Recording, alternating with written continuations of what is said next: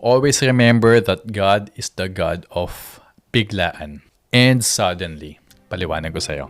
Alam mo yung pakiramdam na ang tagal mo nang naghihintay? Nagdasal ka na, sinubukan mo maging patient, nagtrabaho ka, pinipilit mong hindi mawala ng pag-asa, pero dahil ang tagal nang walang nangyayari, unti-unti mong binababaan yung expectations mo. Sinasabi mo sa sarili mo, baka hindi talaga para sa akin, baka hindi pa to yung time ko, o baka kailangan ko lang i-accept na hindi talaga para sa akin. Pero ito yung kailangan mong tandaan. Yung Diyos na kinakapitan mo, yung Diyos na sinasamba mo, siya yung Diyos ng biglaan. Yung tipong biglaang bubukas yung pinto. Biglang may tatawag, biglang may approval, biglang may breakthrough, biglang na-approve yung visa, biglang na-promote, biglang sinabi ng doktor, clear ka na, cancer-free ka na, biglang babalik yung peace. Habang ikaw naghahanda ka lang para mag-survive, si God hinahanda na pala yung malaking shift sa buhay mo. Akala mo delayed, ina-align ka lang pala. Akala mo tapos na, wala na, sineset up ka pa lang pala, inaayos ka pa lang.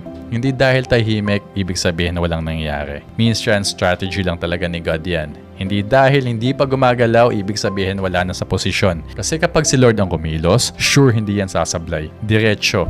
The same God na nagpaantay sa'yo, siya din yung Diyos ng pipili ng tamang timing, yung tamang panahon for you. Kaya wag mong bawasan yung faith mo dahil lang hindi pa nangyayari. Wag mong babaan yung expectations mo dahil lang ang tagal. Kasi baka konti na lang yung pagitan mo sa lahat ng hinihintay mo, sa lahat ng pinagpe-pray mo. So, stay ready.